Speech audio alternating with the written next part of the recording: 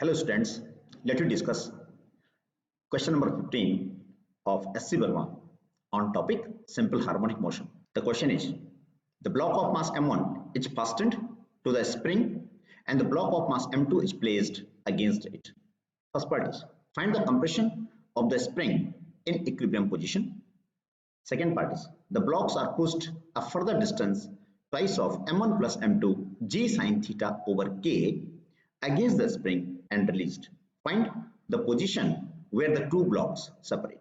And third part is, what is the common speed of the blocks at the time of separation. इस problem में आपको यहाँ पे diagram given है और इस प्रॉब्लम का जो फर्स्ट पार्ट है आपको फाइंड आउट करना है what is the maximum compression in the spring. जब ये इक्विलिब्रियम में रहेगा तो उस टाइम पे कितना कंप्रेशन स्प्रिंग में आ जाएगा. इसको प्रोसेस में लाने के लिए हमें एक इंपॉर्टेंट पॉइंट को समझना होगा. इंपॉर्टेंट पॉइंट ये है कि जब भी कोई ब्लॉक हमारे पास इंक्लाइन प्लेन में होता है, ये ब्लॉक यहाँ पर है, इसका वेट हम अच्छी तरह जानते हैं mg एक्टिंग डाउनवर्ड. यहाँ से अगर हम देखें तो एंगल थीटा है, it will become theta here, और हम अच्छी तरह जानते हैं इसका ये वाला कंपोनेंट कितना हो जाएगा mg cos थीटा, ये कंपोनेंट mg sin थीटा. जो ये वाला कंपोनेंट mg cos थीटा है ये नॉर्मल रिएक्शन से बैलेंस हो जाएगा. यहाँ से तो जो डाउनवर्ड जो फोर्स लग रहा है वो mg sin थीटा है. The same thing is here. इस प्रॉब्लम में हम देखेंगे वेट का कंपोनेंट इस डायरेक्शन में जो होगा वो इस स्प्रिंग को कंप्रेस कर देगा, और हमें देख रहे हैं यहाँ पे कि स्प्रिंग यहाँ से कंप्रेस हो गया है. यहाँ से स्प्रिंग ये x हमने इसमें कंप्रेशन प्रोड्यूस कर दिया है. अब जो डाउनवर्ड जो फोर्स है वो फोर्स कितना आएगा यहाँ पे, इसके अकॉर्डिंग हम देख रहे हैं mg sin थीटा. तो इस डायरेक्शन में जो फोर्स आएगा वो आएगा m1 प्लस m2 इंटू जी साइन थीटा. अब स्प्रिंग जैसे ही कंप्रेस होगा तो स्प्रिंग के अंदर एक रेस्टोरिंग फोर्स आ जाएगा. Restoring force will be acting in this direction. Restoring force इस डायरेक्शन में होगा. ये रेस्टोरिंग फोर्स है जो स्प्रिंग पे एक्ट होगा. That you know very well, it will be equal to kx. तो यहाँ पे at equilibrium f restoring its magnitude become equal to m1 plus m2 into g sin theta. Equilibrium का मतलब होता है नेट फोर्स वहां पे जीरो है. f restoring you know very well kx is equal to m1 plus m2 into g sin theta. In this way we got this compression x here. ये आ गया आपके पास m1 plus m2 g sin theta over k. This is the answer of first part is here. B part of question is, the blocks are pushed a further distance. हमने additional इसको और press कर दिया है against the spring and released. आपको बताना है the position where the two block will separate. अब यहाँ पे आपको ये दे रखा है कि इनिशियली जब हमने इन मासेस को स्प्रिंग से अटैच किया तो स्प्रिंग कंप्रेस हो गया, x से ये स्प्रिंग कंप्रेस हो गया है. तो ये जो पोजीशन होगी हमारी कंप्रेशन के बाद की, ये इक्विलिब्रियम पोजीशन है. मींस अब जो ऑसिलेशंस होंगे वो इस पोजीशन के अबाउट होंगे. इस क्वेश्चन में आपको फर्दर दे रखा है कि स्प्रिंग को हमने थोड़ा सा और कंप्रेस कर दिया है. कितने से कंप्रेस किया, ये राइट साइड में मैंने लिखा हुआ है x dash equal to twice of m1 plus m2 g sin theta by k. इससे हमने इसको आगे फर्दर कंप्रेस कर दिया है. तो जब हम इसको यहां तक कंप्रेस करेंगे और रिलीज करेंगे तो ये सिस्टम ऑसिलेट करना शुरू कर देगा अबाउट दिस पोजीशन के. अब यहाँ पे जब कोई मास स्प्रिंग से अटैच होकर के ऑसिलेट होता है तो उसका एंगुलर फ्रीक्वेंसी हमें नोन होता है. ओमेगा इज इक्वल टू होता है under root of k by m mass. तो मास कितना होगा यहाँ पे m1 प्लस m2. ये हमारे पास एंगुलर फ्रीक्वेंसी है ऑसिलेशन. अगर हम इस ब्लॉक को देखते हैं जो सेकेंड ब्लॉक हमारे पास है ये वाला m2. m2 ब्लॉक अगर इंडिपेंडेंटली हम इसको स्टडी करते हैं, यहाँ पे एंगल आपको थीटा गिवन है एंड इसका जो वेट होगा m2g वर्टिकल डाउनवर्ड काम करेगा. इसमें यहाँ से ये एंगल थीटा हो गया तो कितना हो जाएगा m2g cos थीटा यहाँ आ जाएगा. इस डायरेक्शन में m2g sin थीटा यहाँ आ जाएगा. अब यहाँ पे m2 ब्लॉक पे एक फोर्स और एक्ट हो रहा है, वो फोर्स नॉर्मल रिएक्शन है n. This normal reaction on this block m2 is due to block m1. इस m2 ब्लॉक पे m1 ब्लॉक की वजह से नॉर्मल रिएक्शन की डायरेक्शन ये आ गई है. अब यहाँ पे जब ये ब्लॉक m2 इस m1 से कांटेक्ट छोड़ देगा तो उस टाइम पे नॉर्मल रिएक्शन जीरो हो जाएगी.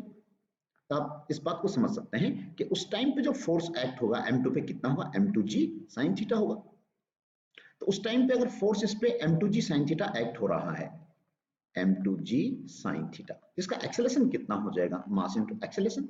m2 a2 is equal to m2 g sin theta. आप इसको सॉल्व कर दीजिए तो acceleration a2 comes out to be g sin theta. तो ये एक्सेलरेशन, इस ब्लॉक का एक्सेलरेशन हो जाएगा m2 का, जिस टाइम पर ये कॉन्टैक्ट को छोड़ देगा। जब ये ब्लॉक सिस्टम ऑसिलेट करना शुरू कर देगा तो उस टाइम पे हम अच्छी तरह जानते हैं कि जो सिस्टम का एक्सेलरेशन होता है, that acceleration acts towards the mean position, यहाँ मीन पोजीशन की तरफ एक्ट करेगा इस डायरेक्शन में। ये एक्सेलरेशन कितना है सिस्टम का? a है।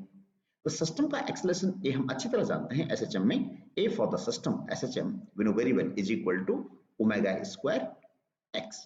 अब x को मैंने अज्यूम कर दिया, let it be x double dash, ये x डबल डैश में कैलकुलेट करना है। तो ये एक्सेलरेशन सिस्टम का है और हम ये चाहते हैं कि ये ब्लॉक सेपरेट हो जाए। अब इस पॉइंट को आप ढंग से समझिएगा कि जो ब्लॉक m2 है, m2 ब्लॉक का एक्सेलरेशन डाउनवर्ड है g sin थीटा, और जो पूरा सिस्टम है वो एक्सेलरेशन है a, जो मैंने लिखा हुआ है यहाँ पे। तो आप ये देखेंगे कि ये ब्लॉक m2 तभी सेपरेट हो पाएगा इस सिस्टम से, इस m1 और स्प्रिंग सिस्टम से तभी सेपरेट हो पाएगा जब g sin थीटा की वैल्यू a से कम हो जाएगी। आप ऐसे देखिएगा इसको, जो a की वैल्यू है ये है 5 मीटर पर सेकेंड स्क्वायर और इस g sin थीटा की वैल्यू हो गई है 4 मीटर पर सेकेंड स्क्वायर। ये वैल्यू ज्यादा होगी तो ये जो पूरा सिस्टम है m1 का, इस स्प्रिंग के साथ सिस्टम है, इसका एक्सेलरेशन ज्यादा हो जाएगा और ये g sin थीटा कम हो जाएगा, ये सेपरेट हो जाएगा। इसका मतलब सेपरेशन की कंडीशन आपकी रहेगी उस टाइम पे कि a of the system must be greater than equal to g sin theta, ये रहेगा। तो उस केस में अगर हम इक्वल की बात करें तो a for the system is equal to g sin theta. अब a फॉर सिस्टम कितना हमारे पास? ये है omega square x double dash is equal to g sin theta. Omega square हम यहाँ से जानते हैं, ये वैल्यू आप पुट कर दीजिए। ये वैल्यू जब हम यहाँ पे पुट करेंगे तो आपका आंसर कितना आ जाएगा? k by m1 plus m2 x double dash is equal to g sin theta. अब यहाँ से हम इसको चेक कर सकते हैं, x डबल डैश को सॉल्व कर सकते हैं। It comes out to be m1 plus m2 g sin theta over k। तो आप ये देखेंगे कि जो x डबल डैश जो ये सॉल्व करके आया है ये एग्जैक्टली x के बराबर है। और x स्टार्टिंग में क्या था हमारे पास? x था हमारे पास इनिशियल कंप्रेशन। जैसे हमने इन वेट को रखा था तो आपने देखा था कि ये x प्रेस हो गया था, जो पोजीशन हमारी आई थी ये पोजीशन x थी जितना इनिशियल कंप्रेशन था।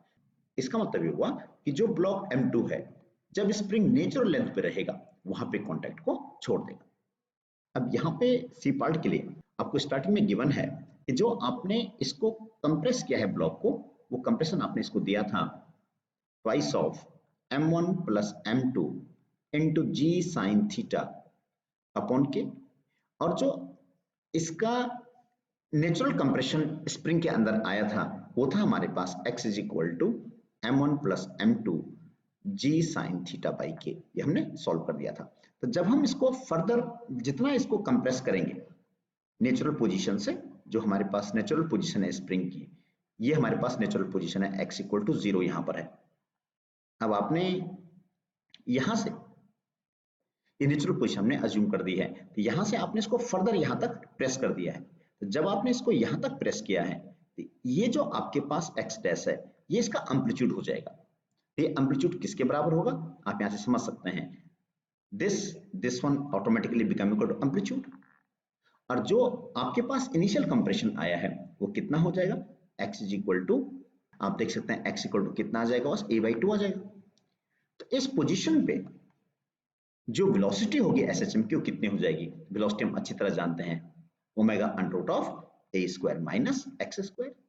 अब x स्क्वायर आप यहाँ से पुट कर दीजिए, it is here omega under root of a square minus x square कितना हो जाएगा? a square by 4। आप सॉल्व कर दीजिए, v is equal to omega under root of, it is here 3a square by 4, it become here a omega by 2 under root 3। अब आप यहाँ से ओमेगा की वैल्यू पुट कर दीजिए, a बाई 2 अंडर रूट 3 और ओमेगा कितना है आपके पास? It is here under root of k by m1 plus m2। It is the velocity of SHM when the block get separated।